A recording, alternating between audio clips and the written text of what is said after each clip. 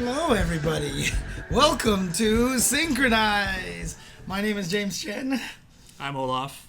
And I might be moderately excited about something. I'm not sure what it could be. But we are finally here for this week, obviously to talk about a lot of the crazy things that have been happening. First news blitz that we've gotten in a while. Well, in all fairness, first and foremost, like, this is the first time in 3 weeks we've done our show. We missed 2 weeks altogether, and now we're doing the late show. So hi, long time no see.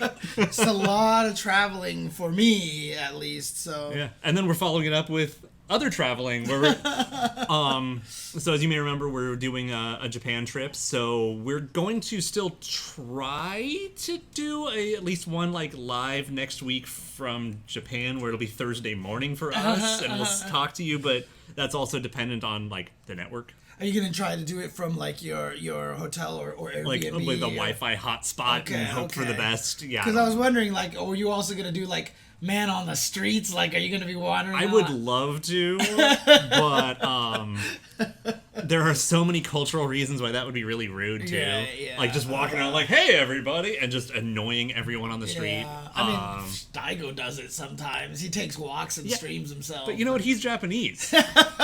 That's his responsibility. I'm a foreigner. That makes me an asshole. Fair enough.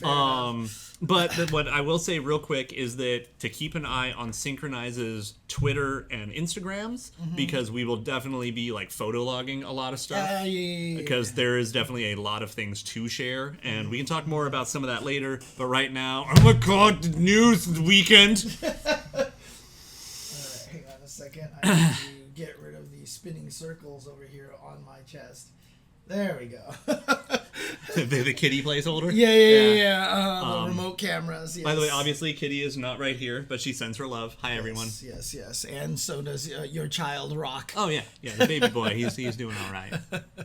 Oh, man. All right, let's just get into it. All right, sure. We've got a trailer. We've got lots of trailers. Yeah, we have like 4 trailers in one. Whatever. Yeah, basically. So let's it's already up here. Look at this. You want to just go into it and just watch it? Yeah, like we'll just do what we usually do of like we'll watch it once and then we'll go bit by bit commenting on stuff. Okay. Let me see if I have this all. Yep, it's actually all right. set up, ready to go. Perfect. All right. Let's do this. What? Oh, dude, Paula? Yo, Paula's in the chat, dude. I couldn't read it from here. I was like, yeah, shout outs to Paula, dude. Oh my goodness. I haven't heard from him in a long time. And obviously one of the greatest KOF players from NA that we've had here. So, Beast mode? Yeah.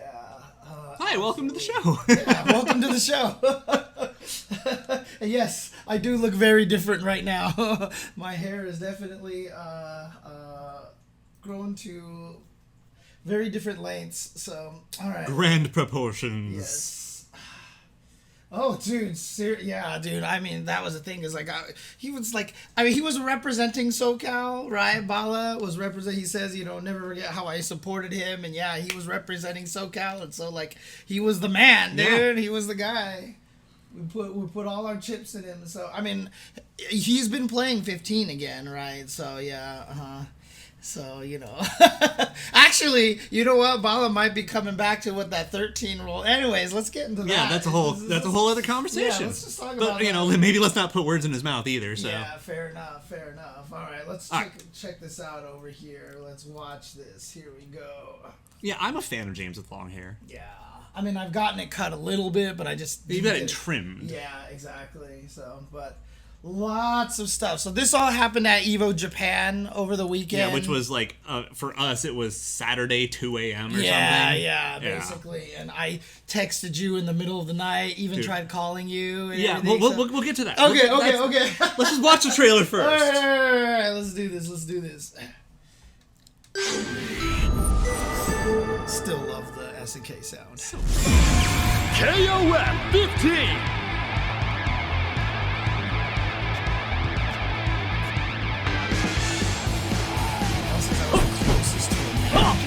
Whoa, that's crazy. KittyKaboooom in Kaphwan. We will definitely discuss a lot about him in just a little bit. She looks so cute. She's so goddamn cute. They did her such a good job with her. She reminds me a lot of the Elf transition, going from pink bright to dark goth. You know, it's very interesting.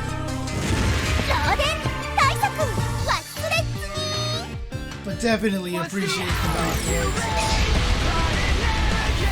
Cosplay inbound and, you know, fingers crossed, matchmaking fixes.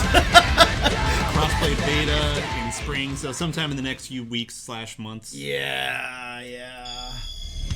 So of course, we know about this. This is just The Sam Show rollback, like good and proper. obviously they're still working on it. The original beta was very buggy, but you know, that's to be expected. That is not a thing to be worried about. Let's put it that way. All right, now into the good shit. This one came out of nowhere. I'm still part of Team Hot Take, where I'm not the biggest fan of this game. Right, yeah. But for the people out there who are, good for you. And it's never a bad thing to have more games to play about. And I would say I am mad at whoever edited this trailer for epilepsy and edit. I can barely watch it and I don't even suffer from it. But at the same time, look, we know the reputation that 13 has amongst its fans. So this is one of the coolest things. And again, well, I'll get to it in that a little bit because this. Yo! Fucking Joe. Fucking Andy. The man himself, Southtown's ass. Front and center, Southtown's ass. I just love the fact that it's... 去りなさい。来たる闇の時代にあなたたちの居場所はない。 Do we know who's speaking? Almost definitely that's Kate. Okay. And then, And I saw this and I was like, Olaf was right. hey, I'm pretty fucking smart, alright? So I was like, alright, I gotta 残 message 念の時間は him. おしまいです。 Like, I actually didn't text you a KOF message. Well, actually, I was, and then that one. 身の But 程を yeah, 知り time なさい。 to go nuts with Goenitz, right? Although Tasty Steve kept calling him Goenitz, I think it was, yeah. On the stream. Happens. I'll forget it. The thing is, like, I mean, just watching it again, I almost grabbed your arm like Steve does. So, like, boy. Well, do we want to go through this whole thing? In Yeah, we can do it. silence Yeah, like, we'll do it quiet. We'll just jump around. Like, I mean, it starts with Kim. Right. Kim is a whole ass topic on his Yeah, own. we'll talk about Okay, this. Sylvie's redesign is fucking fire. And, like, I don't like Sylvie, like, overall, and, like, especially in 14. And I'm not alone in saying, holy shit, what a fucking glow up. Well, they took away the particular gigantic eyes, right? Yeah. She has the small. Well, I mean, because it ones, was all a motif based on a real person. right. And so, yeah. like, shifting to this look is just such a fucking glow up. Oh, what's up, Raph? What's up, going Raph? on? And I didn't even notice like the little gloop coming out of the teeth on her hair, dude. Yeah, they definitely tried to. Dude, adorable. her hair is fucking rad. It's so funny by the because, way. like, you know, turning her goth like this, I feel like made her more adorable. Yeah, like free. in this Free. weird way. But then again, I know both of us kind of have soft spots for goth. Yeah, So. yeah. I mean, who doesn't, really, honestly? Like, Fools. honestly. There's a Fools. reason why Wednesday was as popular on Netflix as it was. Let's just put it I mean, that there's a way, reason so. why certain memes exist, is Yeah. all I'm gonna say. But no, seriously, I adore her hair, and it's definitely got, like, almost like a Miku look to it. Like, it's like she's transitioning to that kind of pop idol. Like, so I know this is gonna be a weird backwards thing, but I want to see someone mod this into one of the Hatsune Miku rhythm games. And I just want that to happen. But nah. And her little, Dude, like, the Oni stars- purse. The stars glow every once in a while. I thought it was just light angle, but they Yeah, they literally light just- up They and light pulse. up. Yeah. Oh, Her little like ogre bag plushy thing is amazing. This thing Yeah. right here. Yeah. The one-eyed okay. two-horned flying purple people eater. That's almost an older reference than my Shock the Monkey reference during Evo Japan, dude. So. But yeah, she looks amazing. And, good for her, good for Sylvie fans, because I don't think Sylvie fans are upset either. No, I don't think so we're doing all right. I mean, personally, I actually didn't like the goth Elfelt look. I actually prefer the other Elfelt look, but I actually like this Sylvie better than the original Sylvie. Yeah, I mean, because she's got like the cutesy like pop goth, and I think that helps offset it. And also like the stained glass motif in the dress is fucking just top notch. But yeah, play with more cross-play inbound for all the 5 different platforms you see right there. Hoping that it comes with a matchmaking fix. It still drives me insane that Epic and Steam count as different platforms. Like, yeah. But that's a whole other thing. Yeah, the Athena VTuber thing, they tried for, I think it was a whole month and then dropped it. Wait, what was that? They tried to make Athena a VTuber. Oh, on several years ago, like literally on YouTube, she was going to be like the host and running little shows. Yeah, I remember. Back when they like ran with SNK Enter Girl and stuff. But yeah, they kept it up for like a month. I remember we talked about that before. Yeah. I thought this was recent. No. This was it was like 2015. It's a while ago. There you go. So coming soon. I mean, to be fair, April, May is all still spring. So in the first half of June. So who knows when the heck this is happening. But yeah. And I mean, it's probably for the best that they don't give these hard dates, because then, if something goes wrong, yeah, of course, they don't have to scramble and anything like that. That's exactly why they're not giving these hard dates. So yeah. We can hope. So, but yes. Okay, Sam Show is a thing. We can skip. We know that this is coming. But this one. KOF XIII getting rollback is fucking wild. Yeah, but again, what I was saying is that this is so great because, honestly... Yes, we will talk about that. We'll get that too. Kanatsuki. But I love this because fighting game community has always preached, look, if you don't like the modern games, you can play the old games. And a lot of people are like, well, I can't because the netcode sucks. And you're like, yeah. And you could play it emulated, but then you get into a whole fuzzy discussion about that. And it's, like, honestly, getting into emulation for the first time is a pain in the ass. Oh, Henry Hoofberger, we will talk about that too. Yeah.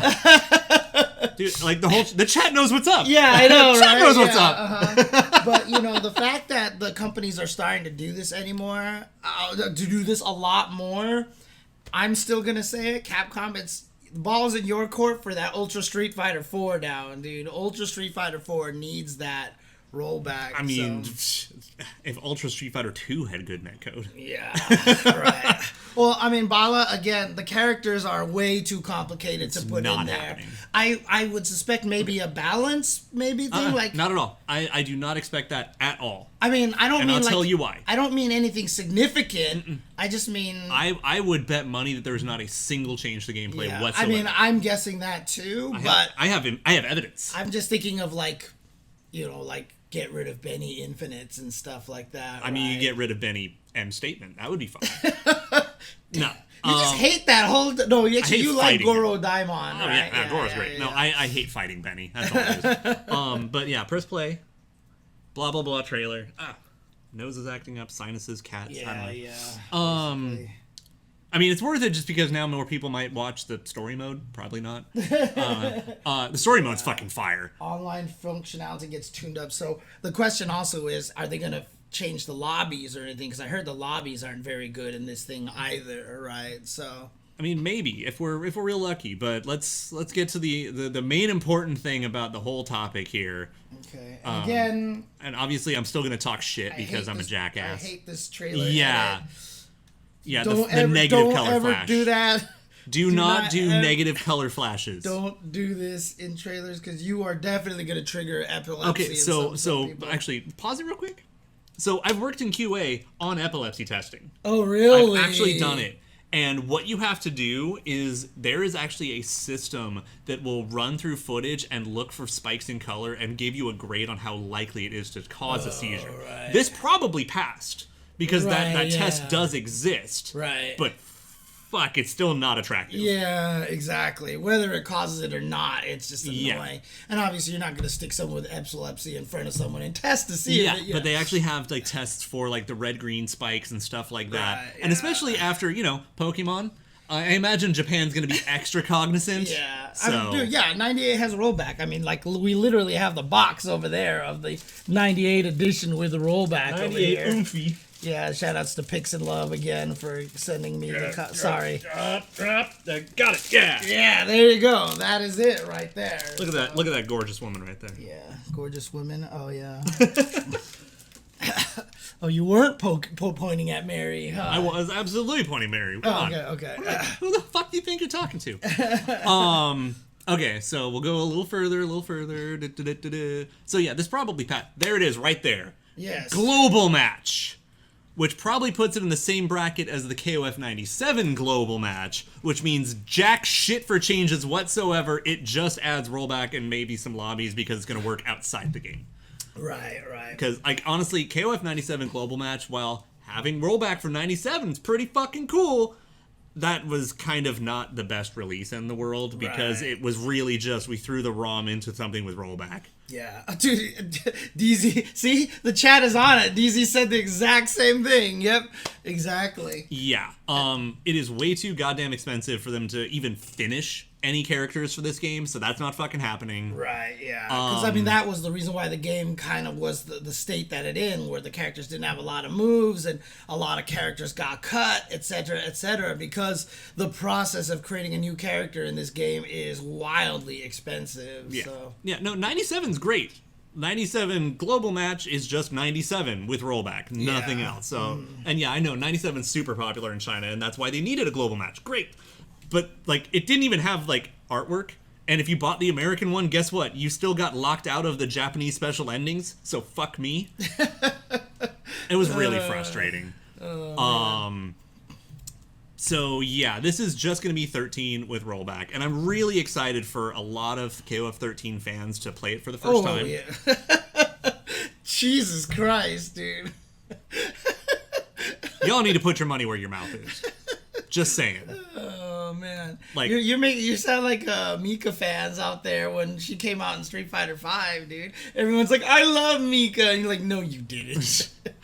Oh man. I mean, in all fairness, like, I'm one of the people who saw like the Mika's V Trigger 1 was Nadeshiko. I was like, is that fucking Nadeshiko? And everyone else is like, what?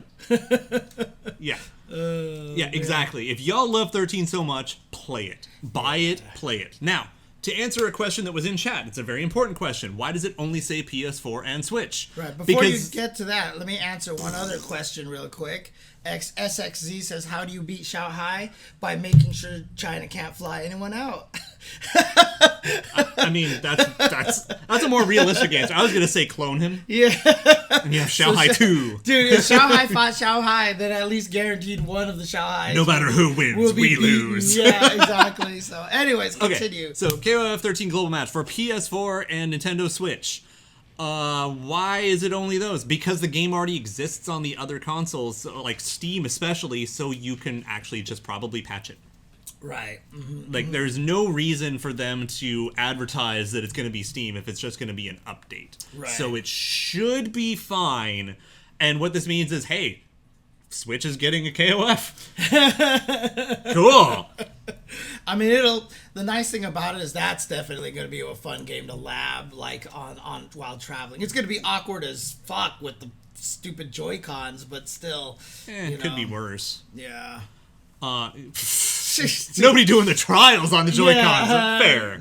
I'm gonna try. Let's just put it that way. You need to do Leona's because hers are all charge. Oh, yeah, and so, like, the Joy-Con D-pad actually isn't too bad for charge moves. It's quarter circles at each Well, shit. no, I mean, doing Leona's trials in 13 was what made it so that I almost stopped playing 13. Because of the way charge works. Yes. Yeah, that's fair. Yeah. Yeah, exactly. Switch getting a game that isn't one of the hamster ACA ports is kind of neato. Yeah. And I think this is like the first KOF period on a Nintendo console that isn't an ACA port since the GBA. Okay. I believe that's accurate, which is oof. But I mean, no, I'm pretty sure they're all going to come out at the same time. Like, I can't even imagine them not coming out at the same time. So I'd be really surprised if it wasn't like an update to run with it. Yeah. But because the thing is also, like, 13 had a bunch of physical releases, so this would be advertising that, like, the PS4 has to get a physical release for this as well. So Drunken Banana, if you're wondering, the reason why Leona Trials were hard for me is because I tend to do, when I do Sonic Booms, I go forward, back, and button. So like I kind of time it like that. And that works in Street Fighter games and Guilty Gear games and stuff like that. But if you do that on KOF, as soon as you let go of forward, you've killed the charge. Like the input is gone.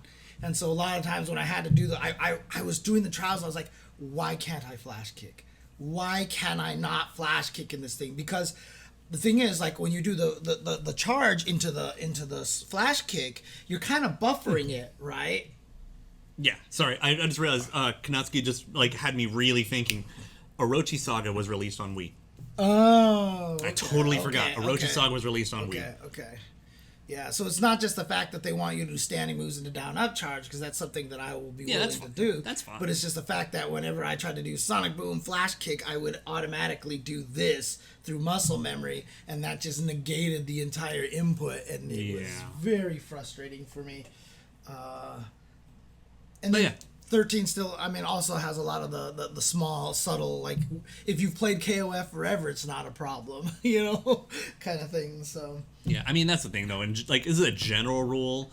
Legacy strength in KOF carries you a long fucking way. If you played KOF 97 and were good at it, and then never played again, you pick up 15, you're fine. Yeah. Well, to be fair, 14 and 15 removed a lot of the problems that I used to have, right? Yeah. So. I mean, and there's a lot of other changes that have come through, too, and, like, increasing some of, like, the button hold buffer window and all that kind of crap. But, I mean, even just, like, the hit, if I want to do standing heavy punch into DP, if I hit standing heavy punch and then hit forward, you might get a throw. You get a throw instead, stuff like that. So Switch has handled lots of rollback games. Also, again, this is a 2D game, so it'll be much easier. But they have Fighting EXA. I was going to mention Battle for the Grid. Yeah, that's true. MK11 on there as well. So. Like, it's just a matter of it's the Switch's problem isn't rollback by any means. It's just if it is powerful enough to run your game. The problem with netcode on the Switch is always Nintendo development. Every other thing kind of works. It's fine. Like, Smash has dog shit netcode because Nintendo refuses to invest in netcode. It's not the Switch's fault. Yeah. Okay. All right, so anyways, moving probably on. One of the big elephants in the room on this here is obviously there's only one real KOF game that is not available to be played with rollback right now. I'm gonna quote Buttons on this one. Is wow, so 11's really the only one now, isn't it? KOF 11 is now the only competitive KOF game that is just fucked. Yeah, because, I mean, I don't want to count 14 because 14 has basically just been invalidated by 15 for the most part, so it's fine, whatever. I mean, I don't even hold that. Like, are there anybody who prefers 14 over 15 at this point? Like, are there 14 that I'm aware stands? of. I mean, you know? all it is like if you miss blank character that's not in this game. Right, like, and that's fair. Okay. Yeah, no, and I mean, here's the thing. I fucking love 15. 15 is a good-ass game. 11 is still my favorite game. I don't know. Is that something that people have talked about? 11 source code? So I've heard rumor that the source code is fucked. I don't know. But the problem that's come up is my understanding. This is my understanding, is that having 11 released on the PS2 gave Sony additional rights over the game. Right. And so if they release 11 in any capacity, it basically has to be an 11 UM where it's a whole new game. Oh, because they can't just re-release 11 in its current form because Sony has dibs. Interesting. Like, if you're in basically any country other than America, you can still buy it on PS3 as like a PS2 classic. I mean, one of the nice things about it is 11 could certainly use a UM because, I mean, let's nerf Gato, right? A little bit. Thank you. I just like hearing it said out loud by someone other than me. Fuck Gato. But also, because 11 is still using the original sprites, you can add more characters to it if you really wanted to. Yeah, I mean, so first and foremost, there are a lot of characters you can add because the OG sprites. You can fucking put Shermie in 11. Let's fucking go. You can put Leona in 11, which was a really weird missing character. You can actually design Mai rather than porting her over from Battle Coliseum, you know. Yeah, but, obviously 11 doesn't have the same fan base as 298. But there's 13. also a very good reason for that. Did you ever see it in an arcade?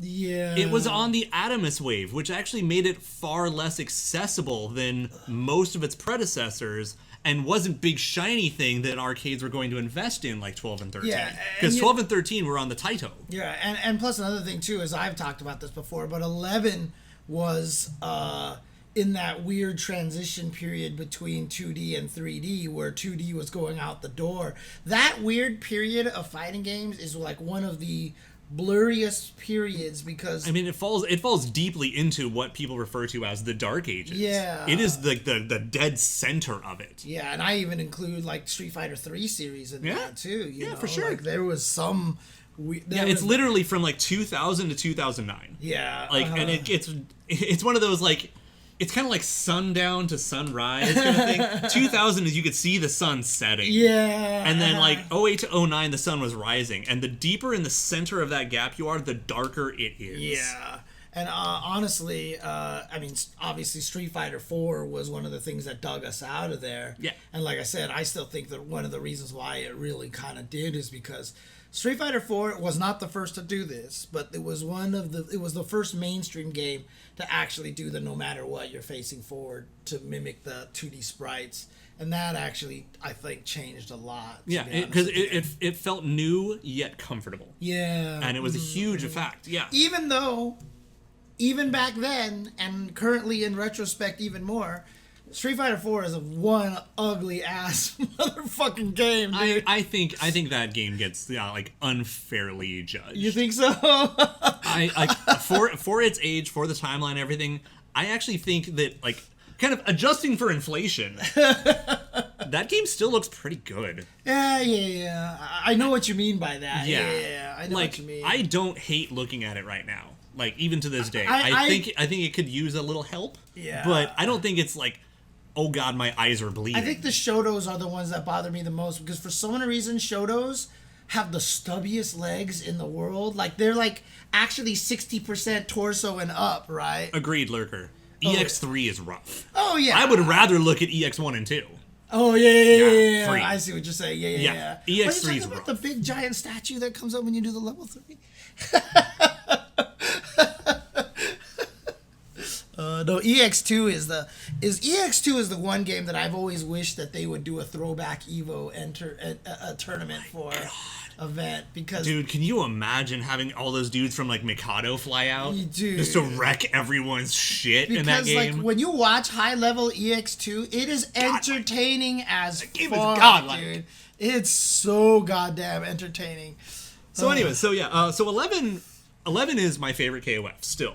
Mm-hmm. That game is fucking bullshit, and I love it. That is, like, if you have never played 11, KOF 11 is, like, the Marvel-verse Capcom of KOFs. That game is bullshit. It has active tag, it just goes fucking nuts, and it's got the wildest cast of any KOF. It is, by far, the most unique KOF out there. Right. And the most, like, off the beaten path. Mm-hmm. Now, that turns a lot of people off. Yes. Is the thing. Yes. You know, like, this ain't my KOF. Where's my normal, you know, Pokemon rotation shit? Mm-hmm. But if you, like, really got into it, that game is fucking ridiculous, and I love it to death. And it never got its fair shake.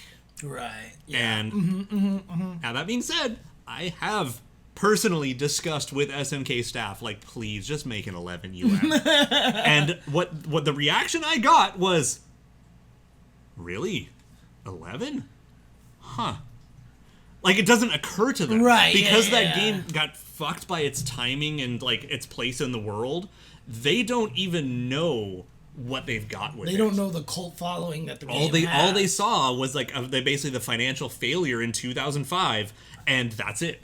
Right. I mean, one of the tough things right now is one of the coolest things that they could have did with 11 was, like, include it in a deluxe edition of 15 or something like that, right? But again, if the Sony thing's true, they can't. Right, yeah, that's the problem. That's the problem. So this is why I own multiple copies of it, including the arcade hardware. I mean, honestly, it would be pretty sick if they if somehow they could, if they had the time and already were ready for it, if they had made it like a special bonus for a deluxe KOF XIII package or something like that.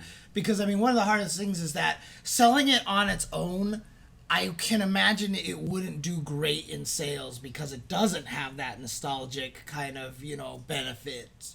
But as Dude, fucking market is the game you missed. Yeah, but the problem is... Okay, now in all fairness, also friendly reminder, when it launched in the US, it was a standalone game, and because of Sony regulations, etc., it launched at $20. Oh, dang, okay. In the US. Right. Japan doesn't actually care about that, so they launched it at full price like all the others, like 02, 03, they were all standalone full price, and that's fine. Yeah. America, it was $20 when it came out. Right, and still, I probably didn't sell all that great at the time, right? So, I personally bought like 5 of them. Right, so like... Okay, so for real, right, that's take away sales from Olaf, I fucking A, right? So fun fact, by the way, talking to GameStop employees, every store got exactly 2 copies. Yeah, that's how GameStop worked back in the day. Because that game wasn't planning on going anywhere. Yeah, so I've bought it for myself like 2 or 3 times, but then like it was $20. My buddy's like, that game's pretty cool. Bought it for him. Oh man. Yeah, I mean, again, it's a weird one because, I don't think the SNK people are wrong when they're worried that if they tried to do this, that it wouldn't sell particularly well. That's why you got to figure out some way to create some attractive packaging for it. I mean, this is the thing. Like, you know what it is? KOF 13 getting rollback like this is exactly the same to me as Resident Evil 4 Remake. In what way? This is just fans saying, hey, my favorite thing, do more of it. Right. Rather than actually helping the project that needs it. Because Resident Evil 4 is fucking fine on its own. It didn't need a remake. You know what needs a remake? Code Veronica. Code Veronica needs help. I love that game. It sucks. It's one of my favorite Resident Evils. It's not a good one. Remake Code Veronica. It needs it. Right, yeah. KOF 13 getting rollback, I'm really happy for, like, the real hardcore 13 players. If we could get, like, a throwback Evo for it, fucking A, cool. Right. You know who's not gonna play it is me. Right. I mean, one thing I will say, though, the funny thing is people are saying that Resident Evil 4 right now might be one of the best remakes ever in existence because it's based on one of the best games in existence. Yeah, I have no doubts that 4 Remake is fundamentally great. Right, yeah. But 4 was great to begin with, and it holds up. Yes, that's one of the only games in recent memory that I know I've beat like at least like 7 times or something like that. And I know like when Jason used to come and visit, we just sat down and cracked out on Mercenaries mode. We would just sit there and alternate Mercenaries, and it was just so hilarious. And because also the worst thing about it was like we would always play the stage where the first thing you would do was run up and then aim down and shoot a barrel. But we kept flip-flopping our vertical control. Oh, God. And so, like, so every time we would go, all right, here we go. Mercenary run up to the barrel. Whoop. Oh, shoot, change the controls. Dude, okay, I have some fucking words about Resident Evil 4 Mercenaries, by the way. That Mercenaries in Resident Evil 4 is only good because of another game. PNO3. Right, yeah. Okay, PNO3 is a game on the GameCube that basically nobody cares about except me. And Resident Evil 4's Mercenaries mode is based entirely on PNO3 to the point that they even took music from that game and put it into Mercenaries mode. Yeah. This is all part of the whole thing with, the GameCube games because the main character of PNO3 is the same character model as Jill Valentine in Remake because they're based on a human being. That's a whole fucking story. Jesus Christ, okay. Yeah, so I have words and opinions. But, dude, fucking, Resident Evil 4 is good. It can stay good. It's gonna be good. Yeah. Code Veronica needs help. KOF 11 needs help. Please. Yeah. I mean, KOF 13 though did need rollback. Like, I mean, it did. It did. Yeah, but it needed it like 10 years ago. Yeah, for sure. But I mean, it's great that they're getting it. Like I said, to me, putting rollback into all these old games is really the best thing. Okay. Because AG42, I love the idea of Bariki 1, but we have to get it to run on something other than the Hyper 64 first. Yeah. Which that one man is working on, and I love you. He's doing the Mr. thing right now, right? He's just getting the emulation to fucking work. Right. But again, Dude, obviously, give me Bariki 2. 11 needs to happen. 100% needs to happen. And you know what? I bet you it could get a pretty strong resurgence because everybody would be like, holy shit, I never knew KOF played like this at any point in time. That reminds me, thank you. Zuki. Code Veronica is an issue of main villain. While that's true, it's also the birthplace of Wesker as we know him. Everyone's favorite super-powered I'm in the Matrix Wesker first appeared in Code Veronica. Right, yeah. You think people don't want to see that? Because fucking hell, they're not playing Code Veronica.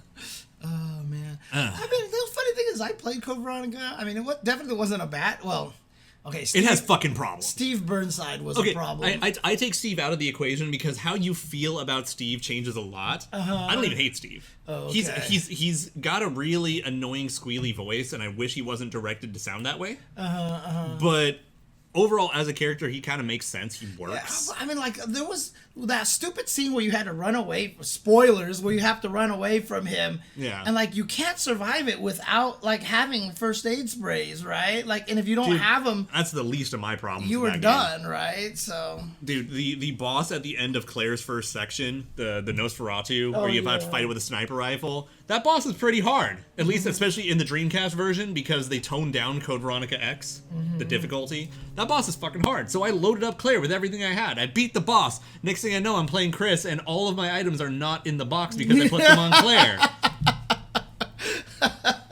Trying to do the start of fucking Chris's section, knife only, sucks. Yeah, and I will also say this, too, that Resident Evil 0 could probably use a remake, too. I mean, I would rather they just have washed that. Yeah, that game was bad. Holy crap.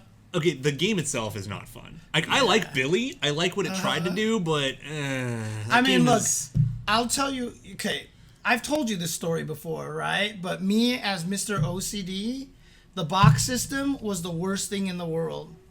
The box system, because they just wanted you to abandon items, because there was the rooms that you could put them down, like the safe rooms or whatever like that, right? Whenever I got to a new safe room, I would go back and collect transfer every item forward again. Yeah. Like, literally, and it was just, like, the worst thing in the world. But, I mean, that's a you problem? Yeah. But yeah, like, I and then, of course, there's also the problem of, in Resident Evil 1, you run into Rebecca, and she sees the hunter walking towards her. She's like, oh my gosh, help me. After she's already murdered, like, 17,000 of them and the giant worst monster in the world, and she's like... She should just see one of those things and be like, whatever, just aim up and it'll jump and I'll shoot it, you know? Yeah, that's the thing. Resident Evil 0 makes Resident Evil 1 worse. Yeah. That's my stance on it, really. Anyways, KOF 11 needs help, but I'm glad 13's getting help. Cool. Right, yeah, all right. Let's continue forward here. Me and 13 ain't friends. Obviously, we're super happy for the 13 fans out there. Obviously. And it is one of the most beloved KOF games of all time. Like, the game's fucking gorgeous. Yes. Like, it just is. Like, I'm not even gonna talk shit about the pinnacle of sprite, because it's kind of accurate. Yeah. Alright, so, here. Oh, yeah. I mean, for me, pinnacle sprite work is always going to be Darkstalkers. Okay, in terms of resolution, not in terms of style. Oh, in resolution. Yeah. I mean, even in resolution, like, Skullgirls has that beat now at these days, so... I mean, because half of it's just hand-drawn. Yeah. Anyway, yeah. Skullgirls is fucking gorgeous. Yeah. Anyway. And then the other problem with 13, honestly, is they don't do a lot of stretch and you know, stuff like that, so... Yeah. Because the way they made them for right, some exactly. reason. Anyways, okay, so... Hey, Hi, Joe! You weren't in Garo 2 originally! In fact, not even his disciple was in the game, even though she was supposed to be in 2. Garo 2. He wasn't in Garo 2. Right, yeah. He's just a win pose. He's a win pose. Right, but I mean, his disciple was supposed to be in Garo 2, right? And so hopefully she still pops up. Yeah. Oh, just see, there you go. Yeah. So that's what Fempire's talking about here. Yeah. So. Yeah, he's like in her win pose, like on a crutch. And then Andy, I mean... Andy is a whole topic. Look at him, dude. He is definitely on some glow up right All here, right, dude. so Kitty, her reaction, the first thing she saw was like, did he run away from the wedding? Right? Now, my personal opinion, and I might be talking out of my ass, but you know what he looks like to me? Is he looks like he works at the Pow Pow Cafe. If you look at 15, you look at Bob and Richard. Yeah. Their uniform kind of looks like this. Okay, so okay. either he's doing wedding rehearsals or he's working at the Pow Pow. Or maybe he's become the new boss of Southtown, you know. He's like the new crime. No. I mean, we still have Kane to deal with. Yeah, exactly. So. And then, of course, there's the, wow, he's really playing up the I look like young geese angle. Yeah. And then here's the Southtown's ass right here. Southtown's ass. Southtown's ass. Running wild. Terry is back, obviously, of course. So there you go.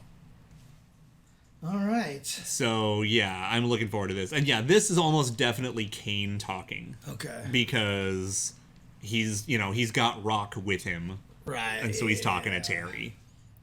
But, I mean, again, it's really curious to see. I mean, these are all questions I'm sure will get answered as time moves on. But how does this fit into the original timeline and the KOF timeline?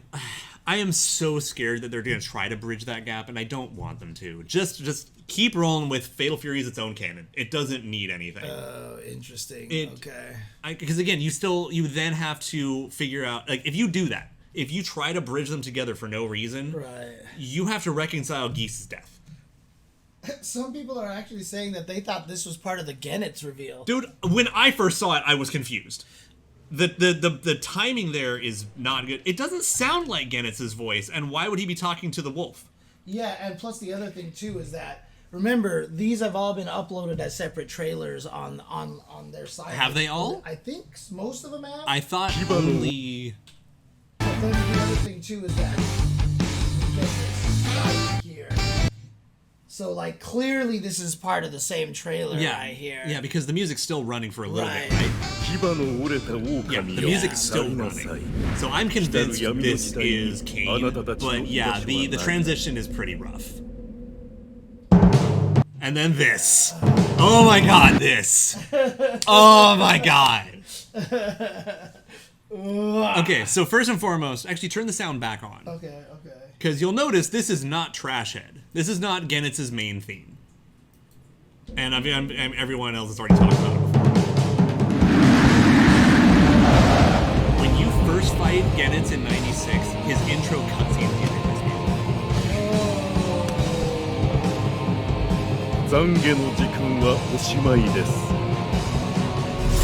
Hey, I'm pretty fucking smart. Okay, AG just linked a different video. I'm not sure what video that is. It might be the oh yeah, the 96 music. Yeah. Now, I mean, honestly, I was confused why you kept talking about, like, you were so confident Goenitz was going to be in there until you told me they reference him so much in all the stories. Right? Yeah, like, I mean, the Orochi CYS team, their intro is literally Goenitz in a park bench talking on the phone to Yashiro. Right. Yeah, That's the story. And then he pops up in the Orochi CYS ending. Right, yeah. Making him the most teased character up to this point. Yeah. As soon as you told me that, I was like, now I believe Goenitz is coming. Yeah. And so sure enough, here he is. And boom. And this was the thing that made me determined to actually call you, because you were not responding to my text. I was asleep. Yeah, but so, you told me to wake you up. Absolutely. No, you made the right call. It's my fault for not waking up. And I just want to say also, thank you to everyone who went out of their way to message me at balls in the morning to either tell me it was happening, congratulate me. I think one of them was, you deserve this happiness. I was like, oh. I got so many great messages of like, hey, it's real. It's real. Right, and yep, here he is. And he looks fucking good. And by the way, though, look at that fresh cut. Like, the East Coast is proud. Look at how sharp those lines are. Oh, man. That is some Shuhei Matsumoto level lines right there. Oh, man. So, I might be slightly excited about this. Might be a reason why you've blonded your hair again. I might be a little excited. I don't know. Maybe. I don't know. I need the point on the chin hair, right? Yeah, no, I'm gonna have to like chop the little soul patch area, and then like you see, I'm leaving a little bit of that notch there to try to get the curve. Okay, nice. So the good news is, we're not going to do it immediately, but I am going to tell you right now, I am going to talk more about Goenitz today. Because Goenitz has popped up in a bunch of games, and if you tuned into the last time, I talked for way too long about Goenitz. He's banned in all of them, except SVC Chaos, which doesn't count. And so I'm going to talk about kind of what we can expect from him. Right, because the funny thing about it is boss mode or Rugal is actually, how different is he than playable Omega Rugal? Oh, boss mode version compared to horribly balanced, broken bullshit and a new move. That's it. The boss form of Omega Rugal is just bullshit fucking frame data and one new move. Okay, so but he is a different... Like, there's a difference, right? Yeah, like, hackers have played as boss version, and he's hilariously broken. So, in other words, the boss version of Goenitz will be broken, but then playable version will I want him more broken. Everyone wants him to be total bullshit. Right, I want the new generation of gamers to feel everyone else's PTSD from 96. Because I remember I played the boss rush for Rugal, and I remember we played it, and I think I beat him like on my second try or something like that. Yeah.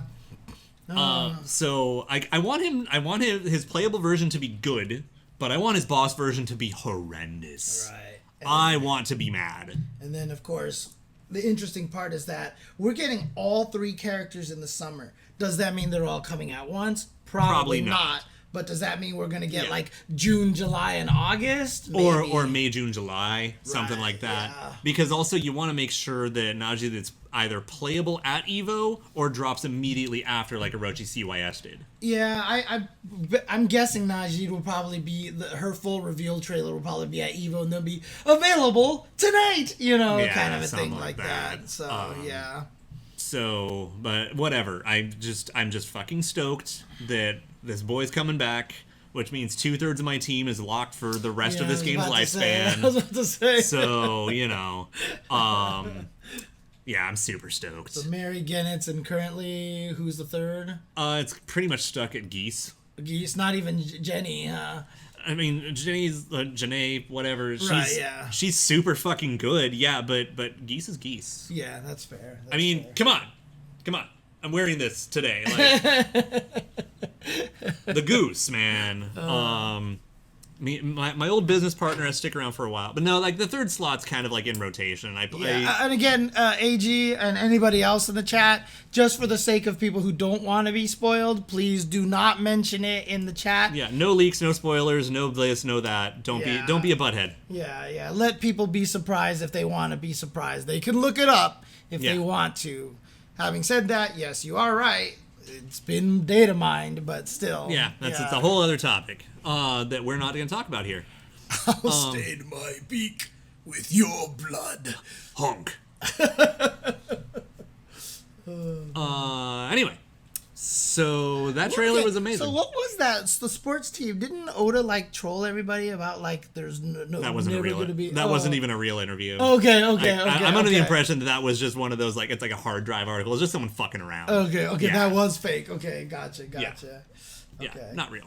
Because god damn it, that sports team's got to come back at some point in time. I mean, yes, at some point.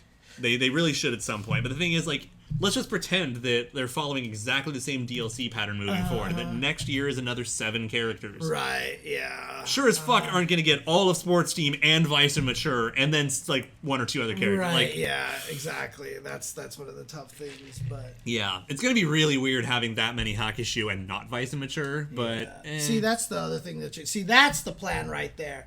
Come out with the U.S. Sports Team... and have them be a little pricier than normal because it took them to make it, and have them come with KOF XI. This is the okay, we'll give these to you package, basically. All right, so real quick, just bullshit speculation / I would love to see this.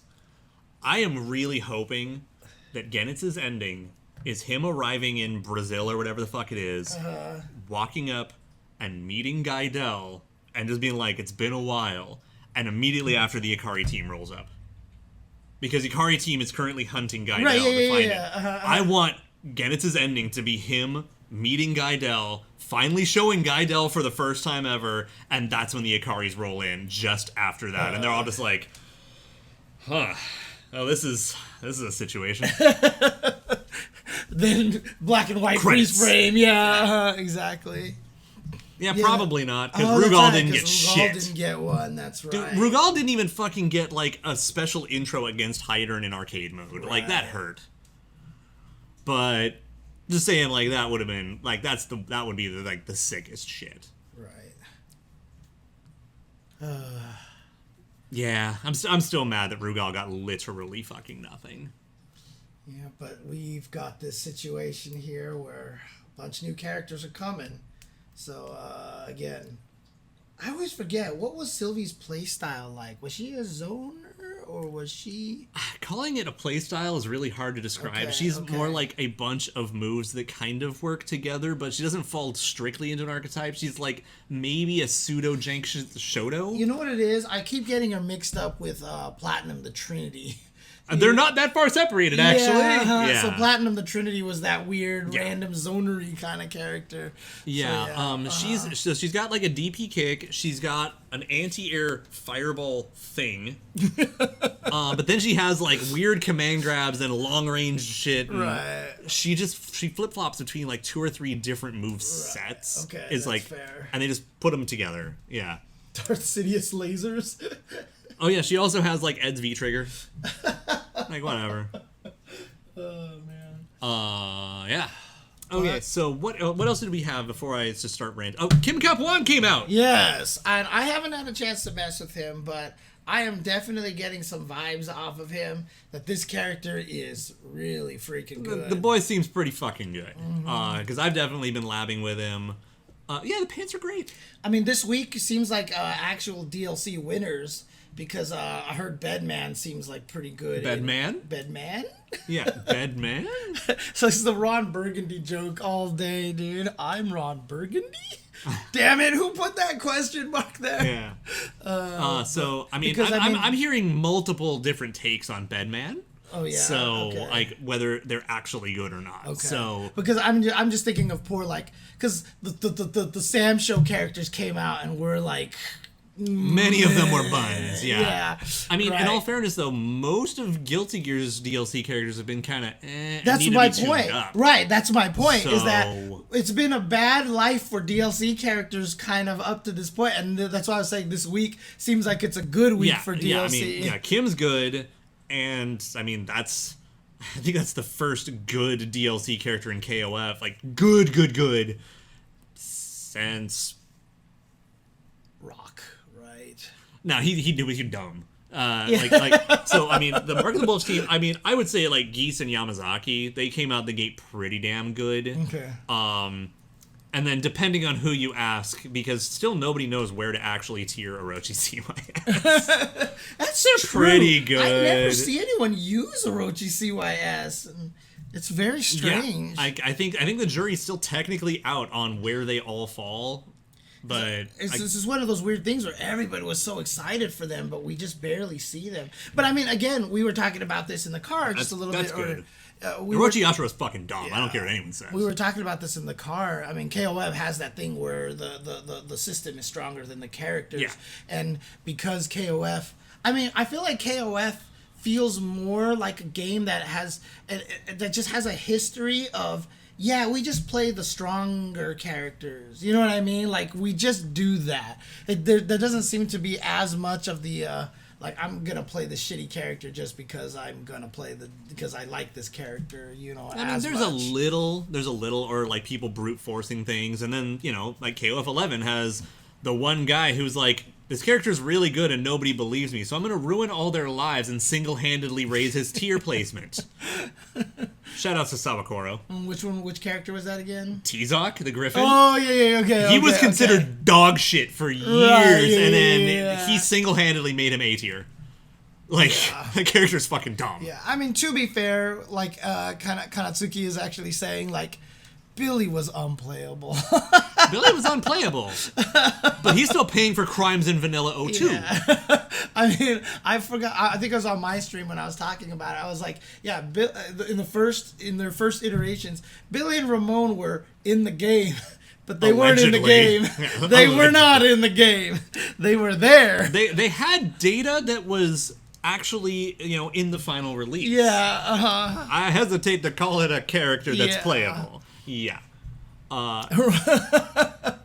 Someone is not enjoying fighting the new Ramon. Dude, he's a blender. He is such a fucking blender now. Oh, man. Yeah, I mean, as much as many Ramon fans loathe the comparison, he's still kind of similar to that El Fuerte kind of. I mean, a little bit, but the thing is that, like, at least his is escapable. Right. Yeah. Fuerte, you're in, like, 20% chance to guess right? Well, the problem is that, again, the entire time, Fuerte was designed kind of correctly in that, you had a 20% chance, but he couldn't do any damage. Then they gave him an EX chest bump that wall bounced you, and then he could do half damage for no goddamn reason. Yeah. Oh, God. I mean, Ultra Street Fighter 4, I know a lot of people hate Elena, but, like, for me, Ramon is the biggest mistake. You mean Fuerte? Fuerte was the biggest mistake from Ultra Street Fighter 4. That Gran Torino reference. Because Ramon is fucking everywhere. Just... I mean, the thing is that Elena on paper is fucking bullshit in all fairness. Dude, when Combo Fiend first showed Elena, and I was like, wait, you made it so she can combo into EX Mallet Smash and combo out of it and be able to link into the same move that you can combo into it. I was like, this is not okay. Dude, I'm still fucking mad at them for making healing in Ultra another super. That was kind of like the Seth Killian mindset of, you know what? Fuck it, just make the assist hidden missiles. That's fine. Dude, honestly, there was a period of time where hidden missiles was a requirement because Phoenix could fly away too much. Yeah. So it's fine. Mm-hmm. Anyways, Ramon's fine. Because he's still not, like, stupid. It's just he's a blender, and you have to... Yeah. You have to know the character. You have to know him, and you have to know when you're supposed to disrespect him. Right. And that's, like, the thing. Because if you learn how to disrespect him, then it starts becoming, like, 60% chance to get out, and he dies for it. Right. And it's similar to, like, Angel, basically, right? Yeah. You just have to know I think where Ramon, the escapes are. Yeah, the thing is, like, Angel is trying to set, like, traps and frame traps and know where to do things. He's actually just going to run up and command grab you and see if it worked. Oh, man. But anyway, so Kim's really good, though. Yeah. The boy puts out damage. The boy has 1 billion safe jumps. The boy has neutral. Hard knockdowns all over the place. Everything leads into a combo. Okay, like, here's the thing, right here. Why would you play Angel when you can play Kim? Because he has a reversal. He has just as many safe jumps and hard knockdowns as she does, and he does just about as much damage. And he's just gonna fucking win neutral. Yeah, and then the other thing too is that because he has a launching super, like, it allows him to loop into cycles again and allows him to extend. And his flash kick can be super canceled grounded. So you can do flash kick Das Boot super and do everything you want because his name is Kim. Yeah, honestly, the only thing he doesn't have is Stomp Infinites. He doesn't have Stomp at all, thank God. I will say one thing about Kim, like, I'm just going to get it out there in the open. It really irks me that he has tools that are not explained in his move list. Because if it weren't for social media, nobody would ever know that EX Rekka, the second hit, can be actually canceled into other aerial moves. Right, yeah. And I think that's kind of unfortunate. It's fair. I mean, who knows? I mean, it may be in his trials that it just tries to teach you it, but it really should just be in his move list. That's just a thing I'm going to say. I mean, I got the same vibes out of him. Oh, it's in the trial. It's in a trial, yeah. But I got the same vibes out of him as when I first saw Patch Luong. Like, I just saw it and I was like, okay, clearly this character is going to be one of the best right character's now. fucking good. Yeah, so Kim, I mean, it's still left to be said if he's really going to be a worthy rival to Cronin right now, who but still is somehow the best character in the game right now. Yeah, but I mean, he's not like ratio 15 anymore. Yeah, exactly. Yeah, but I'm pretty convinced so far that Kim is top 10, but maybe not top 5. Interesting. That's where I think he's top 5. What is like Cronin, Kyo, Luong, Janae, and then like it's kind of like up for debate around there. Okay. But yeah, Kim's fucking good. Like I'm not comfortable with that character, and I was still just like, I'm gonna run around and do stuff. Whee! Oh yeah, Iori is probably there. Yeah, thanks to his, because same thing, right? The reason why Iori is strong because he can also now link into a launching super, which allows him to kind of reset situations. You know what I mean? Well, so, and he can win neutral and has a reversal. Right. Yeah. So I mean, and a command grab that he can combo from. Right. I mean, like I said, no, just like from playing a lot of the characters, you know, if you get a ability to go from super and then link into a new set, so you can go into the super cycle, you know, it's just really nice to have. Yeah, no, but yeah, Kim's cool. And not having any answers for fireballs? I mean, isn't better red kick kind of something like that? I mean, it's not projectile immune, and so like if you react to a fireball and go over it, you're probably getting anti-air. Yeah. So, but he can also cancel into the step kick if he wants to bait out DPs and stuff like that. Right? I mean, you'll probably lose because a lot of DPs do travel forward enough. Yeah, so that's true. That's true. I don't know. I still think he's gonna get up there, and like especially I will say one thing outright. He does feel very scrub killery because he has ways to like fake into throws and fake into empty lows and stuff. That just like if you get scared, he might as well be a Vortex character. Yeah, and honestly, I guess though, because you know. Obviously, I talked to you about this. I talked about this on my stream just this last Tuesday. But like, KOF is a very systems kind of game, right? It's like if you know how to not systems necessarily, but there's a way to play KOF. Yeah. And if you are good at KOF, Kim looks like he does all the KOF things very, very well. And so if you're good at KOF, he's going to be able to blow you up. Yeah, he's going to be a good character. Yeah. And like characters who work well within the engine do fundamentally work better. Or you're a character who completely breaks that. Yes. Which is like, because again, like I play Poison in Street Fighter V.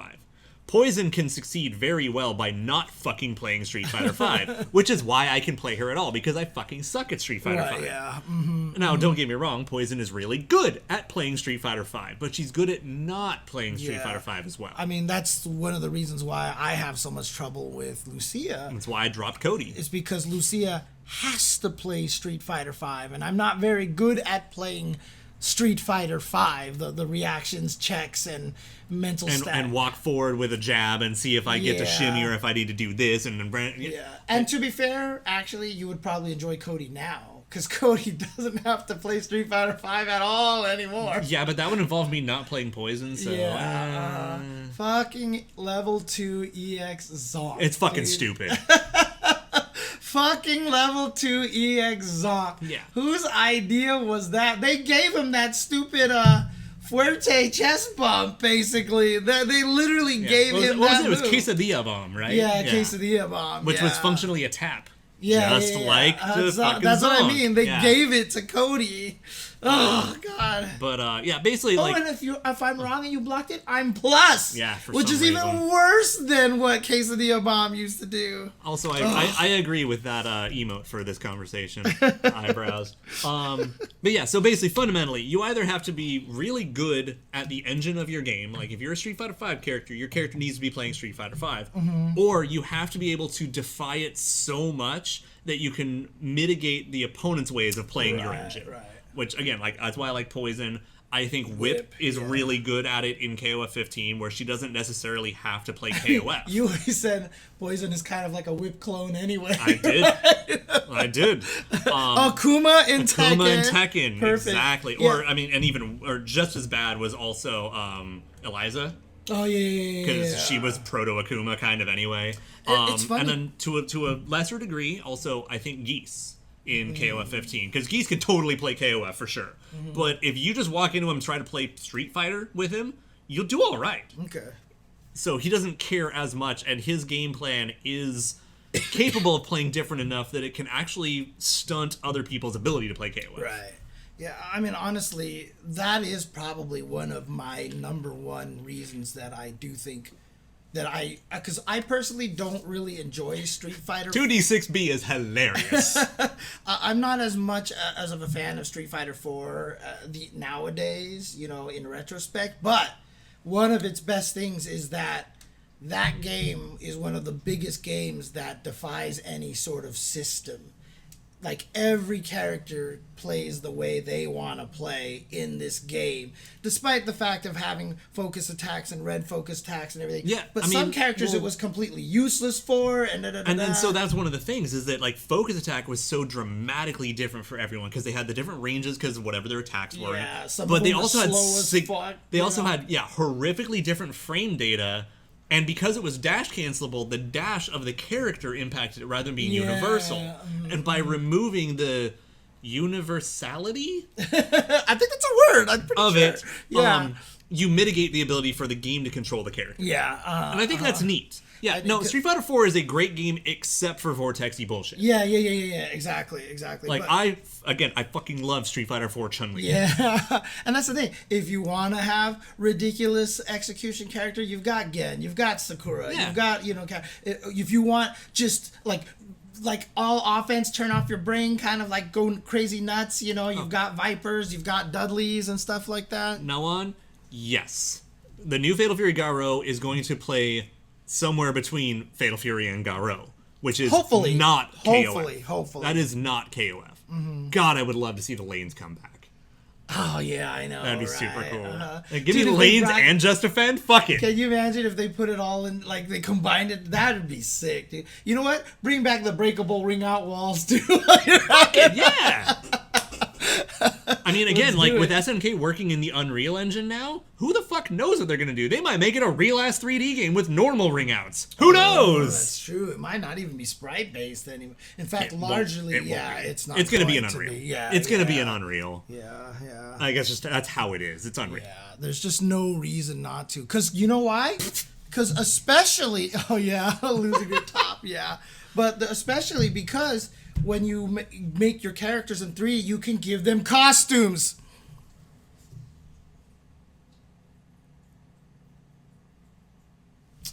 So yeah.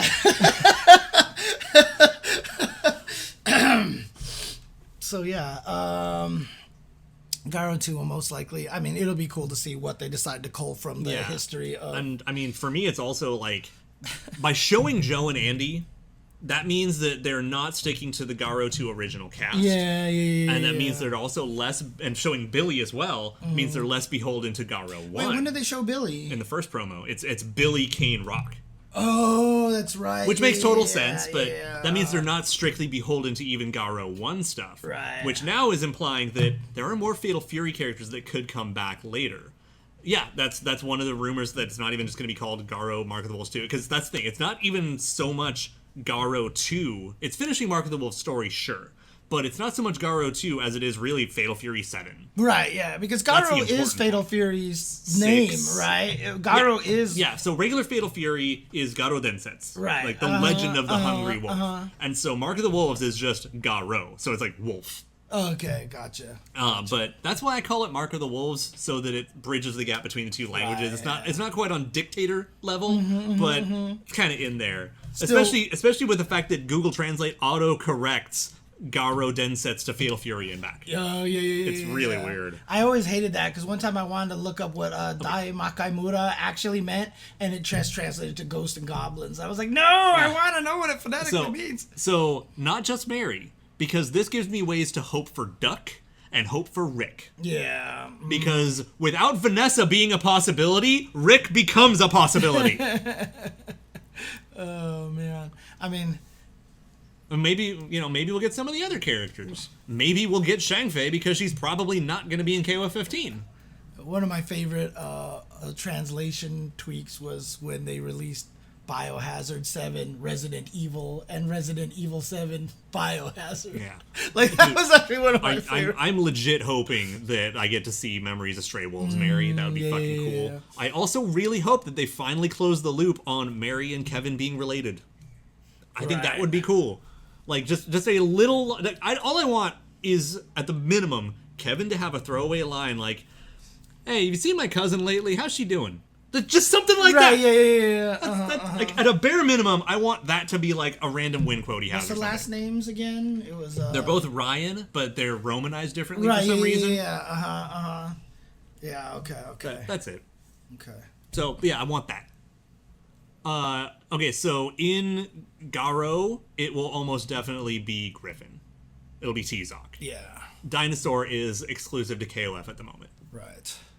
By the way, shout outs to fucking Kim's story mode shit. I was about to say. Oh my god, the Big Kim. Bear, I was about to say. The Kim interview confirming Big Bear in KOF made me feel so good. Yeah, because he was riding in 13, right? So it's just like, wait, what happened? Because the different timeline bullshit, like I've talked about before. Yeah, he transitioned to Big Bear in Fatal Fury 2. Right. And so in the KOF timeline, he was riding the whole time, and Kim, in his ability to try to turn people, actually convinced reformed him into Big Bear. Yeah, and in the same process, reformed Hua Jai to catch him up to what Hua Jai is in Fatal Fury, which is fucking buddies with Joe and helps him train. Oh, okay. Gotcha. Because in 13, Hua Jai was a villain again, right? So yeah, which really just cemented home a lot of like the delineated timeline bullcrap. Yeah. But it can get frustrating and kind of exhausting, like dealing with that back and forth, and it's like. And then again, there's the whole thing that 12 through 14 just retconned so much stuff in one capacity or another. Honestly, like if they had Garo and then like the ending is just like verse shows up out of nowhere and like I'm gonna be mad. I will actively be angry. They try to tie the timelines. Yeah, I would actively. I think a lot of people would kind of be mad about that too. Yeah, no, and again, like it's so like I was just saying earlier, even if they try to do that, they have to reconcile Geese's death. Because Geese is dead in Fatal Fury and he's alive in KOF. And, like, if you want to fucking unify the universe as, like, Crisis Infinite Earth bullcrap, that's something you have to outright solve. Right. Because the whole storyline with Rock and everything hinges on the fact that Geese is dead. Yeah, and more to a point, though, is that Rock's mother is not. And that's like the huge reveal kind of at the end of Mark of the Wolves. To be fair though, the Geese. Oh, I'm convinced we're getting Nightmare Geese as a boss. I'm convinced we're getting Nightmare Geese. You mean in 15? Or no, in Garo. Oh, in Garo, I see. Yeah, Geese will be a secret non-canon boss. Right, yeah. But I mean, to be fair, wouldn't be the first time. When they knocked Geese out of the building, it was probably a scroll, right?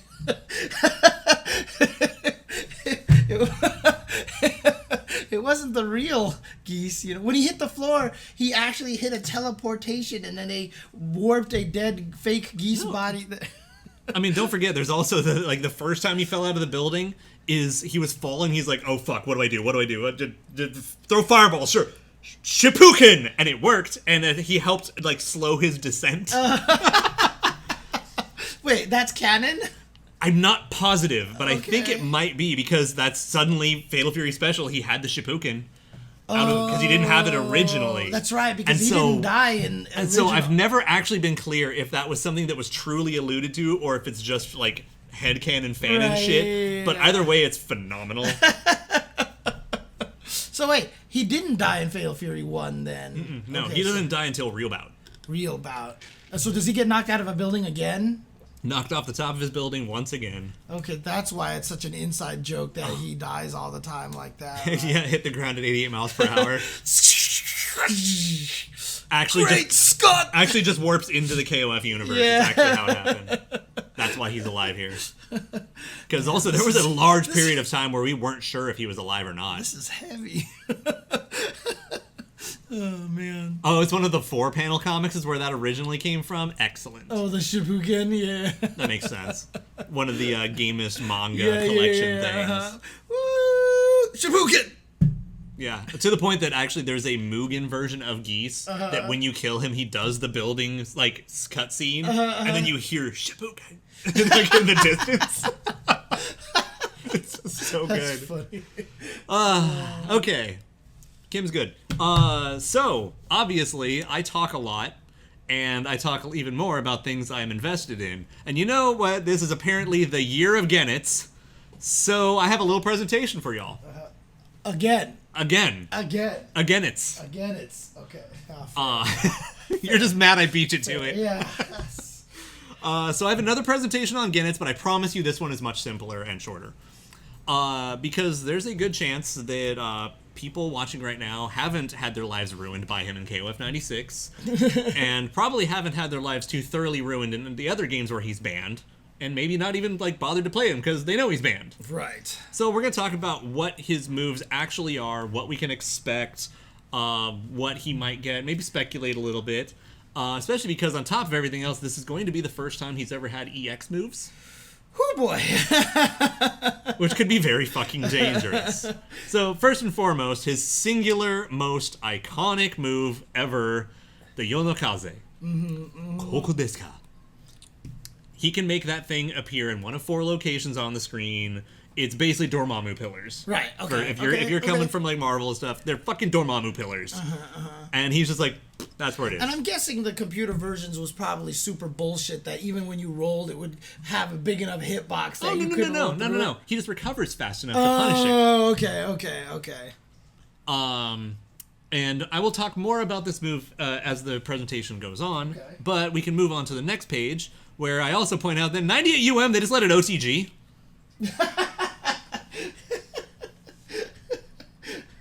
So my guess is that it's going to be like a lot of the other characters where the EX version can OTG, the regular one won't. Right, okay. So that's my running theory at the moment, but whatever.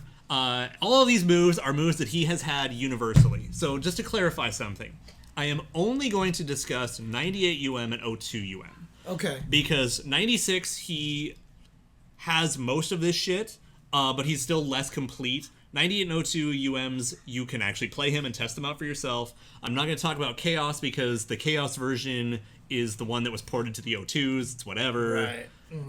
Yes. I mean, honestly, And that's all going to get discussed. Don't worry about it. weirdly enough, like I still have memories of watching one of my my classmates, my schoolmates at UCLA, who was actually Namba, who worked at Access for a while, who helped publish KOF XIII. I just have memories of him trying to beat Goenitz. You mean Atlas? Atlas, you're right. I always get them all mixed up. Atlas, Arxis, Axis, whatever. Yeah, Atlas, that's a whole fucking... Yeah, but Wanyo Mametsu is the one that I remember the most. Weirdly enough. That's odd. So he has had this move in every single incarnation. Right. Now, it does work subtly different in different games. The best way I can describe this is, okay, so in 96, it's Chun-Li's EX legs, where once it touches you, you just sit there and juggle in it and it fucking works. Right. Cool. In 98, it's more like Zenretsken, where if you're anywhere near it, it'll suck you in and capture you for the remainder of the move. Teleports you into it. Gotcha. But in 02, it just hits you a bunch and kind of bounces you out, which leads to fucking stupid corner combos. Did he have infinites with it or anything like that? You died before it mattered if you ever got to an infinite or not. Fair enough, okay. Because remember, no damage scaling. Right. So he's going to have this fucking move. The question is it going to hit you a lot? Is it going to Zenretskin? What's it going to fucking do? Right. I mean, I wouldn't be surprised if it was divided between the EX and the regulars again, right? Maybe EX has this ability to bounce you in the corner or whatever. Or maybe EX will Zenretskin, or maybe the EX will be like Zenretskin and gain juggle anywhere. And also, please don't make it like freaking Joe punch so you can get pseudo infinites. Did they nerf Joe's thing eventually? No, I mean It they still works. toned it down a little bit. They found other routes. Right. But yeah. I mean the problem with Joe's is that it's meterless. If you make the EX one fucking stupid, fucking more power to you. I don't Right, care. 'cause then This game has damage scaling and you're burning meter on it. I don't care. Exactly. Anyway, so moving on, then we have Hyoga, which is his teleport dash. So that first thing is he just disappears into a puff of wind, and then he does either a low, like, grounded run type of thing, or an air version. This move kind of sucks because you can't even attack in the middle of it or anything, but it's really good to end strings and just get to the other side. Okay. It's more of an escape than anything. Okay. I imagine the EX version of this is going to be fucking dumb. Now, when he did it, how fast did he recover? So could he like cancel into it and then be plus on the other side of you? Not plus as far as I know, but I think he still can be safe frequently. Okay. That sounds like him. Just Apparently, Goenitz breaks his body into molecules to flow with the wind for this, and that's fucking sick. Okay. So Goenitz is officially a Darkstalkers character now. Yeah. I definitely was hoping it was more like makes the air travel so fast that it refracts light differently, but you know what? Fuck it. Yeah. Who gives a shit? Okay, moving on. Look, we've never had to explain why anybody can teleport in any fighting game, right? And on the other hand, if we're going to bring science into it, fuck Devil May Cry 1 forever, because you have an enemy that says that its temperature is below absolute zero, fuck you. This has been a public service announcement. All right. Okay. Yami Koku. This is the single most painful bullshit thing in 96's boss fight other than Koku desu ka. This is a command grab super. Because a zoner needs a grab super. Right, yeah. Why not? And by the way, in 96, it didn't take meter for him.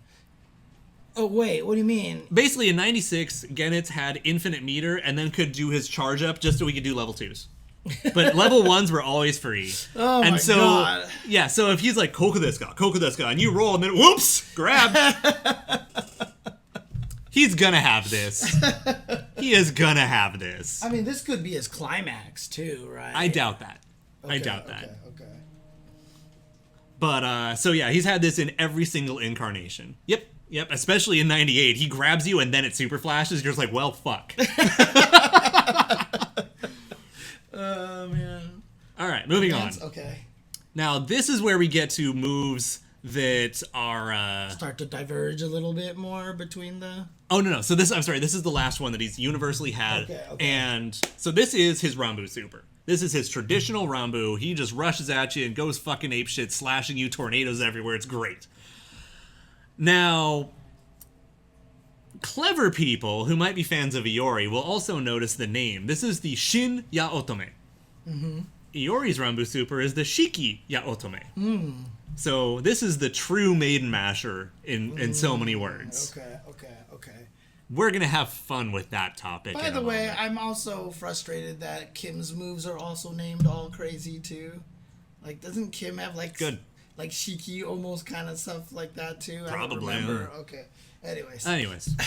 So, yeah, this is the true maiden masher, because Goenitz is the top dog, king shit of Orochi, so he's going to have the better version of your move.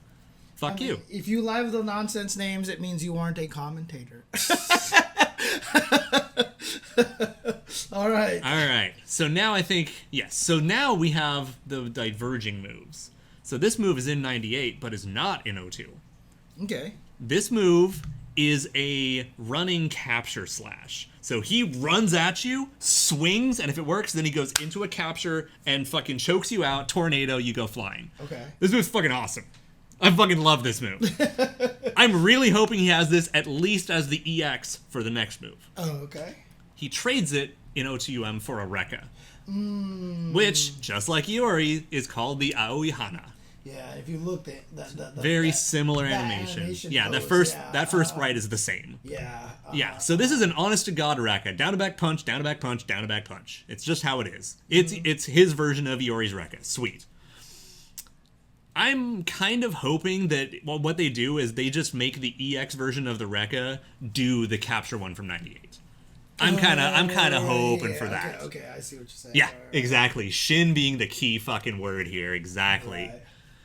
So the true Iori Rekka, whatever, good enough. I'm not gonna worry about translating none of this shit. Aoi Hana Sarah into the name of Iori's Rekka? Is the Aoi Hana. Oh. So okay. the thing is, I think technically this is supposed to actually do like Shin Aoi Hana colon Seiran. Okay. I think is how it's supposed to be written, but it depends on how many fucking different move lists you want to look at, and I wasn't about to do that. Because I already had enough trouble just getting these names to begin with, because it's jank.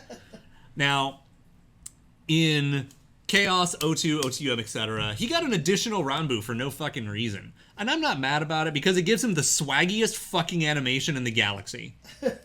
All he does, he goes like, bop, bop, bop, bop, and then he launches you into the air with Tornado, and then while you're at the top, he goes, and then like actually points it back down and slams you down with another. Nice. And it is the swaggiest fucking thing.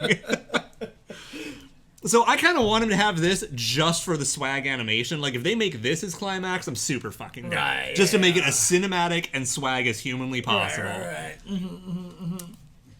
All right, moving on. Then we get to, of course, O2UM, where he's going to have his, you know, the O2 equivalent of the climax, the hidden SDMs, right. Whatever. So this one, he starts it up, and he surrounds himself with a big fucking tornado that has a vacuum effect. And if you get touched by it, he just grabs you and tosses you into the air on the wind, and it's cool, it does damage. But most people are going to know to block and be away from it. And he says, well, fuck it, and just yeets the fucking tornado at you. I mean, but you can block the tornado, right? Yeah, you totally can. Okay. Yeah, you can block the whole thing, but also, like, you can do a fuck ton of chip. Like, if you just fucking throw this out like meaty, and they have to block it, you can do, like, 40% in chip. Oh, is it kind of like Doom Rocks, where it just kind of go like that? Yep. Oh, okay. Got it. Okay. So, okay. I mean, we might see something like this, but if other characters are anything to go off of, his climax is going to be 100% brand new. Okay. Just 100% brand new, nothing old. Okay, so let's have some fun. I think I'm done with the here's his moves. Let's talk about the fun part, I believe is where we're at. Okay. Yes! Design and lore implications. So you saw that I was sitting here and I was alluding to, you know, he has better versions of Iori's moves. Yes. Well, it's not just Iori, okay, is what I've realized. As I was doing some of this research, I was like, wait a fucking minute here. As top dog king shit of Orochi characters, he's got a little bit of everybody. Even if they came after him. Because remember, so they learned from him, basically, right? So 96, he had a bunch of this shit. And when you get to 97, you even start seeing characters with shades of his move list. Right, okay. And so I'm just going to say shout-outs to SNK, because that's actually really fucking clever to, like, kind of think that far ahead and actually roll with it. So let's talk about it. Kokudesuka actually operates very similarly to Orochi Shermie's Kiss. In literally the where you can place it and how it works and how it sits there and the frame advantage and all that stuff. And then they just said, fuck it, let Orochi have it too. And it's got the same, like, you can put it in the 4 positions, which means also, depending...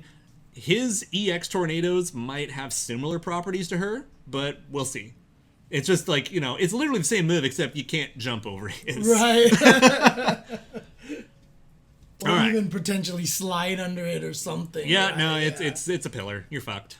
Can you throw ground fireballs under Shermie's? I don't think so. Okay. It might depend on the character, but I don't think so. DZ, can you help me out with that one? Do any fireballs go under Orochi Shermie's Kiss? All right. Next one? Yeah, we can do the next one. I'll wait for it. Nope. Nope. Okay, there you go. Okay. Teleport dash. Hey, look, Chris got that. Right. Yeah, that sounds right. So, yeah, it's not just there. All right, moving on. You know what's great is grab supers. So I was just literally like, oh shit, like legit CYS is just him split into 3 parts in terms of like functions. I mean, that is definitely something they intentionally did, you know. They were like, all right. Yeah, and I didn't realize those 3 until like this week, and I felt fucking stupid.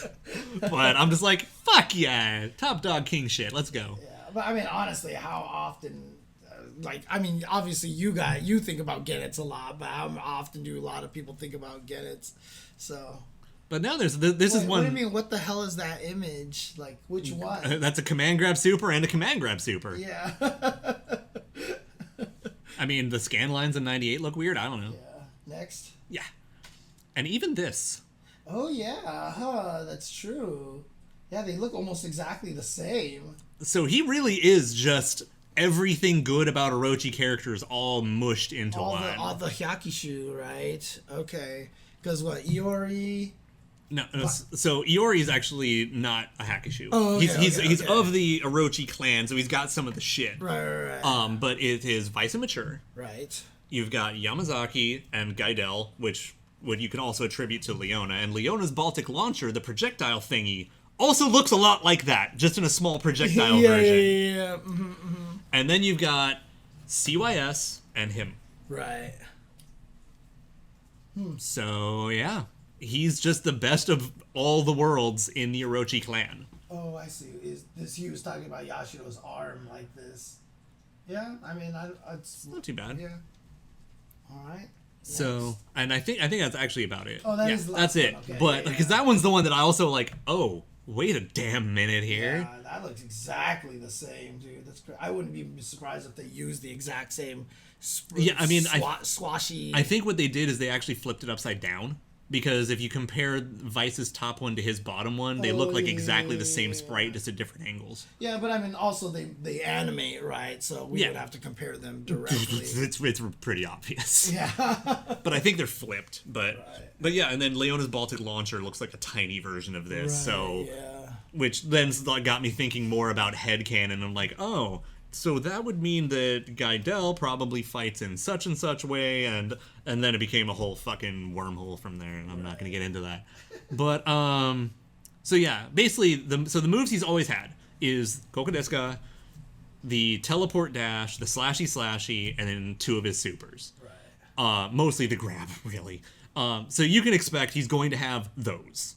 Everything else, it starts getting wiggle room, because we've seen like almost every character in KOF 15 has gotten a new move in some capacity, or had something taken and changed. Like Rugal got eye lasers and lost Kaiser Wave. Right. There's a good chance that he's going to get some treatment like that too. Of course, yeah. Who knows what he's going to gain, what he's going to lose, but I can't imagine he's not going to have the teleport dash, Kokodeska, and a grab super. And probably slashies, but I don't know for sure. So yeah, that's the Goenitz move list thingy. I told you I would keep it shorter, I promise. Not 2 hours of Leopold shit. But they're still trying to erase Leopold from existence, right? Because, so yeah, bring up the trailer real quick. Yeah, because I got kind of excited and laughed about this one. Just a quick tiny bit. It's gonna be like the very ass end. Oh, that's right, because Goenitz is way back. Yeah, the very last thing in the trailer, because they're like, hey, that's the one. Right there, that's where we need it. Okay. Yep. DZ, do not start that conversation right now. Don't you do that. So, you missed that episode. Just go watch the episode, please. Yes. Anyways, Shingo Yabuki, Kim Kaphwan, Sylvie Paula Paula, Goenitz. That is one word. Yep. One name. Like Cher. There is no Leopold. They should just troll everyone and give him a first name and just call him like Lionel or something like that. Roger. Roger Goenitz. He should be Bob Goenitz, dude. Hi, I'm John Goenitz. I'm John Goenitz. How are you all doing? Richard Alexander Goenitz. Yeah, no. Clearly, they're trying to get rid of the Leopold. No, so the thing is that it's actually behind the free update banner. Yeah, It's just... exactly. It's there. They were just like, we have to. Bedman Goenitz. Bedman Goenitz. Dude. I mean, they should just call him Leopold Goenitz. Dude, this is what it should be. Oh man, that would be funny if they actually interviewed him. Like, have you ever been referred to as Leopold? And he's just like, no. By the way, I do want his interview answer is, which one of you motherfuckers started that, dude? My name is... Dude, it would be... Actually, if they want to get rid of it, that's the perfect place to do it. Like, stop calling me Leopold. My name is not Leopold. Like, literally, Bellamy has to just go up to me and be like, so, Leopold, tell me this. And he's like, stop calling me Leopold. Human, you should watch your mouth. Has a special intro with Iori. Iori calls him Leopold. Oh, man. No, it'd be Kyo. Kyo would be talking that good shit. But I also want to give a shout out to Shoryu Game once again, because he does great work. He has some fun videos and everything. So he did his reaction video to this trailer, and his breakdown for talking about Goenitz was really fucking funny. Because he's like, I mean, let's be honest. Like, this is Goenitz. He's like a big, he's like the big bad, Everyone has a score to settle with him, You've got Kyo, who had his whole move list changed, got a score to settle with him. Leona has a score to settle with him. Chizuru has a score to settle with him. The audience of the final stage of KOF 96, who got blown around, has a score to settle with him. Wow! That's why I was like, they should just, because Verse brought everyone back to life, I asked that one time, I was like, did they bring back everybody who died in all of the backgrounds, Dude, I still love the mascot with the head flying around and the mascot's like holding on for dear life. Oh, man. But see, that's what I mean. Like, so for example, if they don't want to spread Leopold in the game, that's why putting it in the interview is perfect, because that's where people are paying attention to the lore. You'll get the lore fans to see it, and then you don't have to put it in the game and accidentally confuse spread people. Leopold to any more people. Well, I mean, a satanic versus, and you said it right. Everything is Goenitz's fault. So clearly, everybody has a score to settle with him. Felines. Yeah, it's like a Death Clock concert. Everyone actually signs a waiver. Oh, man. At least nowadays, modern KOF tournaments might just be streamed to keep the audience safe. Yeah, his ending is him just like actually at the DMV and like filling out paperwork like, I don't have a first name. Right. Oh, man. Or he walks up to Verse, he's like, can you erase everybody who's ever called me Leopold? Thank you. Yeah, no, I think Bellamy's the good ones. Like, Mr. Goenitz, I mean, do you have a first name? No. Just no. No. No, thank you kindly to not mention it again. Kokodeska. Oh, man. Okay. What does that mean? Shall I put it there? Shall I put it there? Okay. Yeah, more or less, it's shall I put it there? Okay. Because he also has that very, like, flowery way of speaking. Right, okay. Literally, it's, like, referred to as flowery. Gotcha. Yeah, he's definitely very prim and proper. And, yeah. So, like, I mean, even, like, so Orochi Shermie's flip kick, she says, Kokoyo? And she's like, I'm putting it here, basically. Right, like, motherfucker, I'm going here. And he's like, shall I put it there?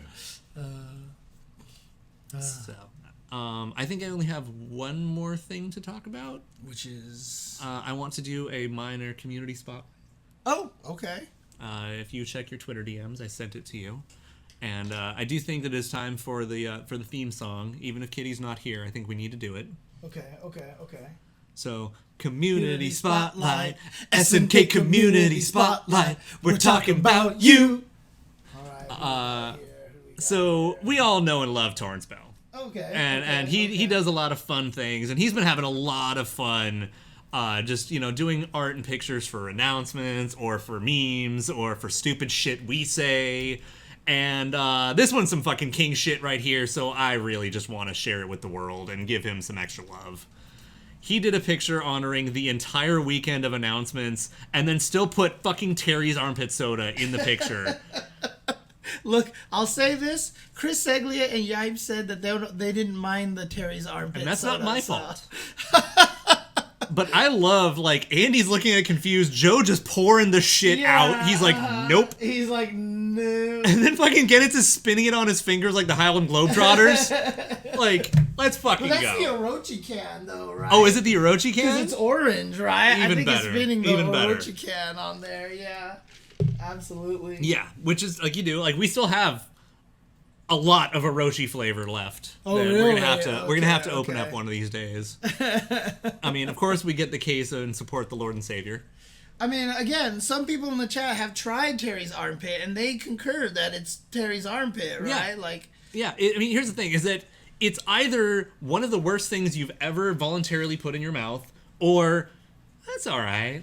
I think for me, a lot of it was the aftertaste, and you know how I am with aftertastes, right? So that's why I can't. No, the Orochi one is clearly the best, biases aside. Yeah. I mean, again, but it's actually a little too like sickeningly sweet for me. It had all the calories compared to the other for ones. a fucking reason. You know, there's a reason. Yeah, no, I mean, literally, how bad does a soda have to be that if you pour other things into it and make a suicide, it's better? Yeah.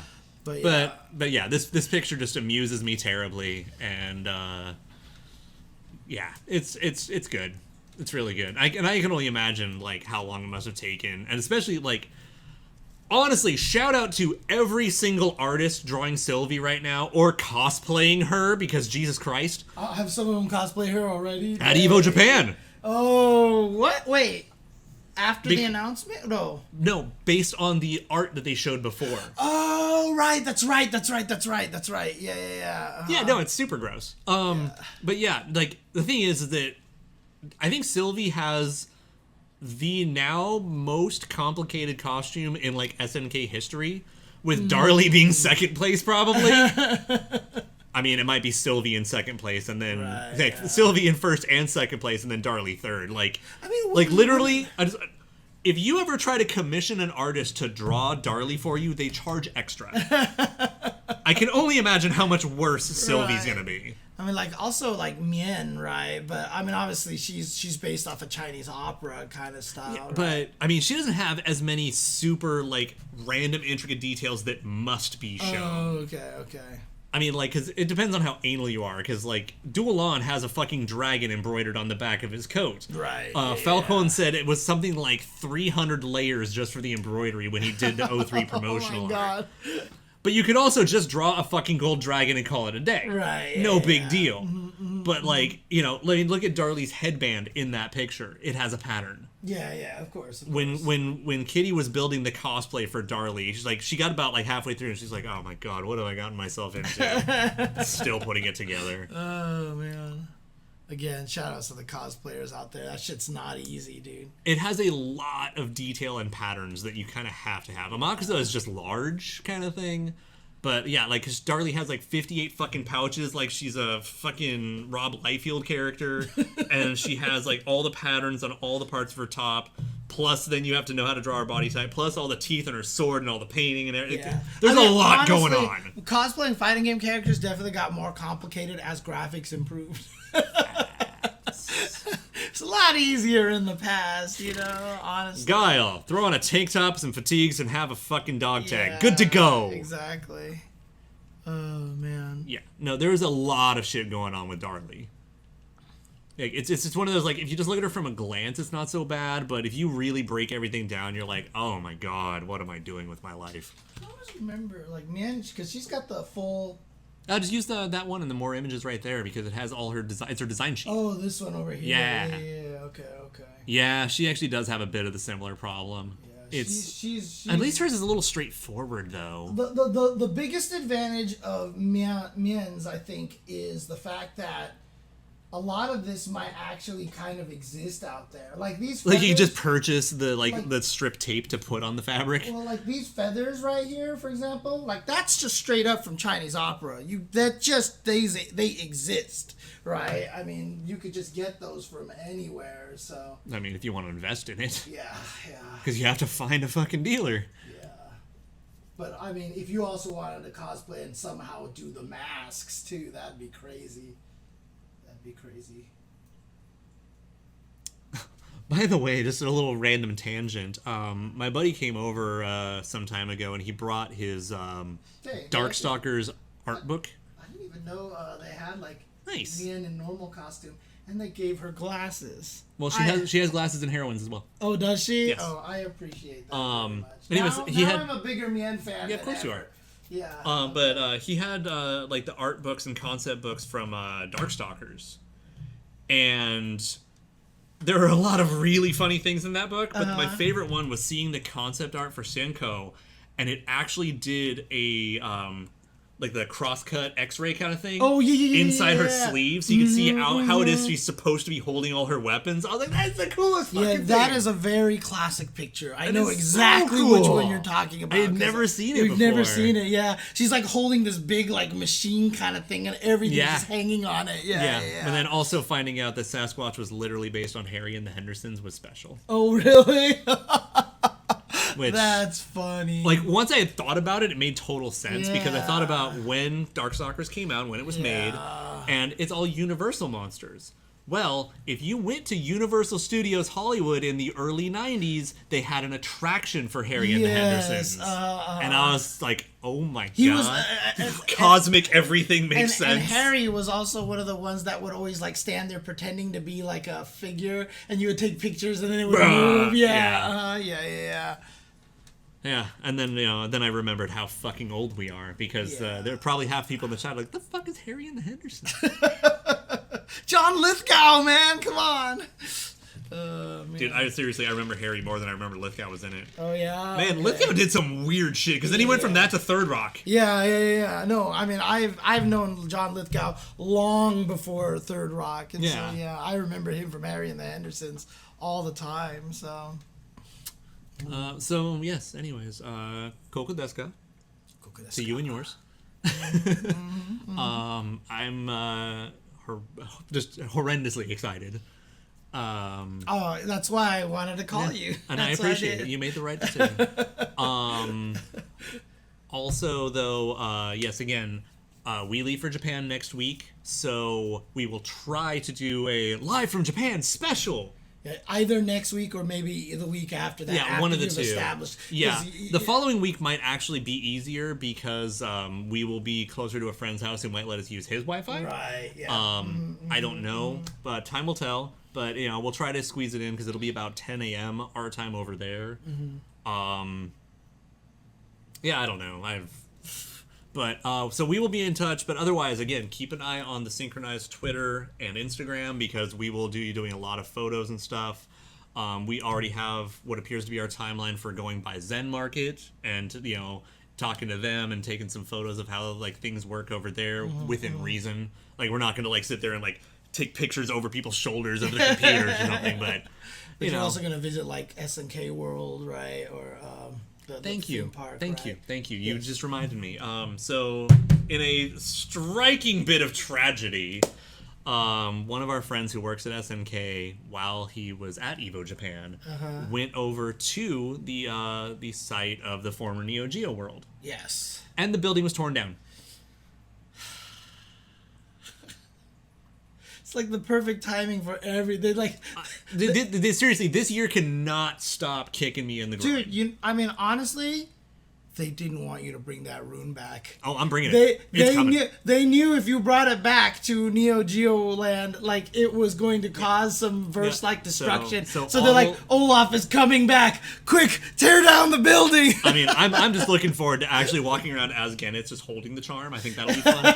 But it doesn't stop me. I'm going to go to that site and I'm going to bring it and just show pictures. But yeah, the Neo Geo World former site is like literally demolished. Yeah. So I can't even go on my scavenger hunt looking for like the leftover logos. They've ruined it, so yeah.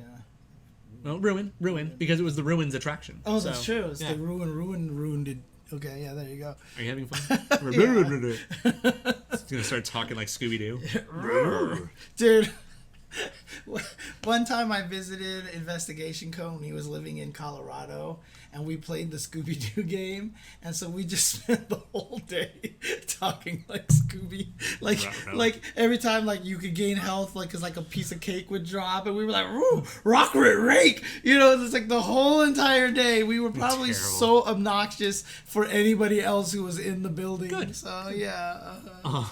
But yeah, so we will be in Osaka though. So we're going to obviously take a bunch of legendary pictures, of probably course. a few sad pictures like, hey, this used to be a thing. Right. Wait, you said Osaka or Esaka? So Osaka is really mostly just a tiny district and a train station in Osaka. Oh, okay, got it. Okay, gotcha. Where SNK is no longer located because they've moved to Shin Osaka. So yeah, but to the true Osaka. Osaka. Shin Osaka. Okay, got it. But we're still gonna hit like the Osaka station, hit the old office, hit some of the cool little like the underpass and everything. Like we're gonna do the whole like just geek out, take photos, etc. Like we can't not. We're gonna. Right, of course. But, you know, and do some shopping, hit all the different, like, stores from the different companies that are in Osaka, like, planning on swinging by Capcom as well. Of course. You know, see who we can drag out to go for drinks. Be like, Shuhei, yo, let's meet up for drinks. We're gonna try. I know. Masamono-san, Biru! Yeah.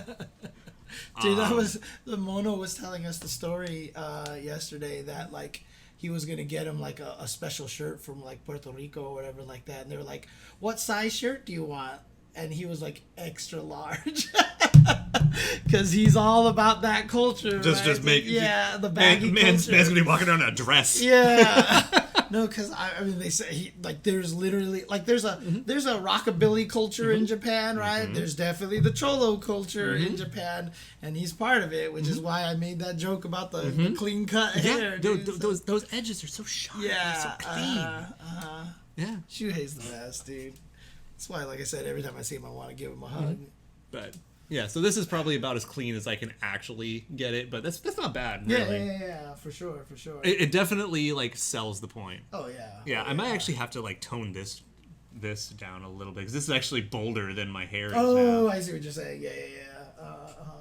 I mean, you're right there, though. It's like you said, you just probably have to shave this a little bit right here. Yeah, so. that's going to have to get chopped, which is going to feel really weird. I haven't had this naked in years. Right. Like, I got out of the army, and this, like, just gets left alone. Right. But, yes, Koko desu ka to you and yours. Okay. I think that's it. I think we're good here. And Tuesday, you said you're heading to Japan, right? So, for the cool adventures over there. It's gonna be a lot of fun. Eat all the good foods and stuff like that. Bring back a bowl of Kikambo ramen for me. No, I'm not sure how that's gonna work. No, that's not gonna work at all. I'm kidding. I'll bring you back a can of soup though. Okay, there you go. Yeah, bring me one of those warm soup cans from the vendors. I'll just microwave it and pretend I'm drinking one of those. I'm pretty sure they contain metal, so I think microwaving would be a bad call. Yeah, you're probably right. But you can drop it in a pot of boiling water. Yes, there you go. There. I can put it in a pot and cook it that way. So the last thing I want to do is come home, bring you soup, and then your house explodes. Yeah, I know, right? Man. So I do think that we need to leave off on some music. Yes, of course. Now, as much as I talk about Goenitz, I'm gonna have to say this is Kim's week, so let's finish on Kim's theme. Okay, which one? I think it's just type in the word Seoul, like Seoul Korea. SEOUL. Oh, okay. Yeah, like the actual. Yeah. You don't have to have the word Korea. Just type in the word Seoul, and then we'll see which version we get. Okay. Let's see. Yeah, we could do the special arranged, real bout special. You know what? Fuck it. Let's do Fatal Fury special arranged. All right. Fuck it. Let's do this. Hey, thank you for watching. What's that a clip of? All right, we'll take a look. Oh, I know exactly what this is. Thank you. Yes, I definitely want that clip. What is it? When you're like, you know, if they made the great thing about 3D is you can make costumes. Oh. And we just stare. Yeah. That's awesome. Okay. Here we go.